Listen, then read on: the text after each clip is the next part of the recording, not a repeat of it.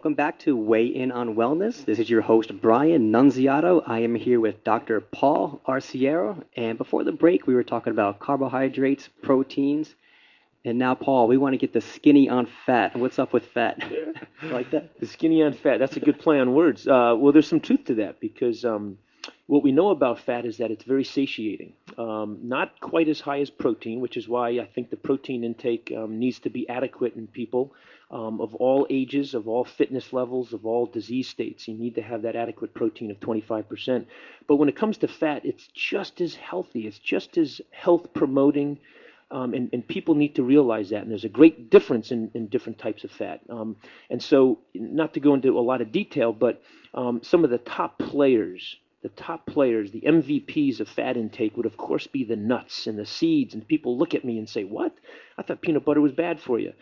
Just the opposite. When you buy peanut butter, all natural, it is one of the greatest sources of healthy fat and oils.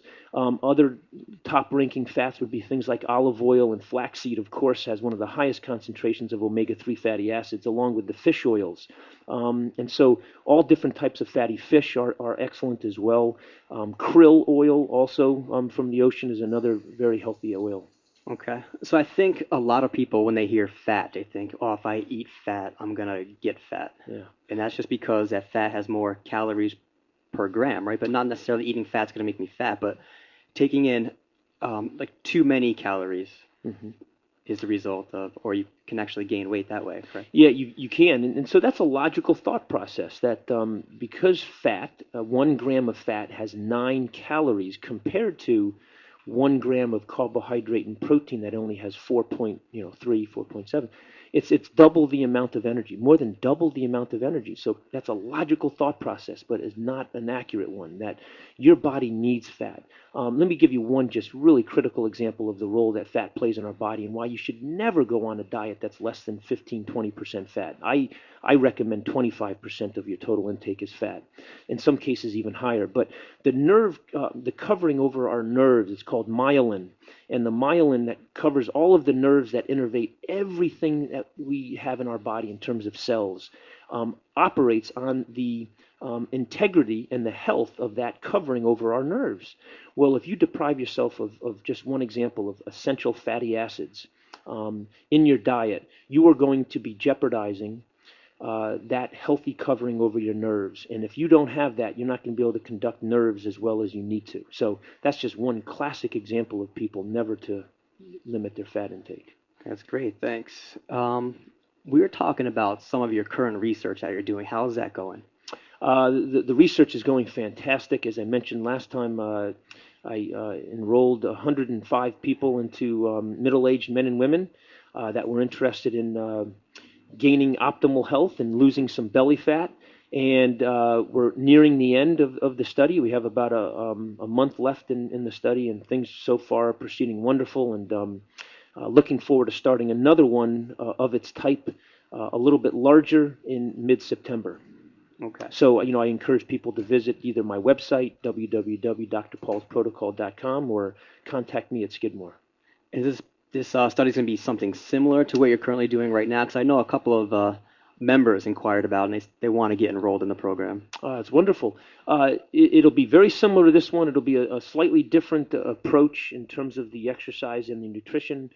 It'll be incorporating some phytonutrients, antioxidants, along with obviously a healthy eating pattern of what I just described. So it'll be a huge bonus for people that are really trying to regain their health and set themselves on the path to optimal health. And when does that start again? So that one we're looking to start the third week in September. So if people are interested, they should just contact me either on one of those two ways, Okay, great. website or Skidmore. So we have a few minutes left here, 2 minutes. So Paul, anything else you wanna add to the program? Well, I can talk a long time as you haven't I know seen. we can talk like all day. I'm having a good time. But Brian, just to have this opportunity to be with you and to share and to spread the word of helping people achieve optimal health the right way. And again, I'm a huge believer, as you are as well, in evidence-based scientific research as your means and your method of achieving optimal health. And so, to have this opportunity to be on here with you, to reach people that are the listeners of 1300, is a real pleasure for me, because there's so much misinformation. There's so much, Definitely. bombardment of media that we have that is not setting people on this path to optimal health. And so to be here to be able to talk about it from a scientific perspective is a real pleasure. Great. Well, I appreciate you coming in today, Paul. It's great to see you as always. And unfortunately, we are out of time for today, but I'd like to thank you, Dr. Paul, for being here. Also, thank our devoted listeners of the Way in a Wellness program. We will be taking a short break and hopefully return in the near future. So thanks for listening, and be sure to stay tuned. Stephanie and Sonia from the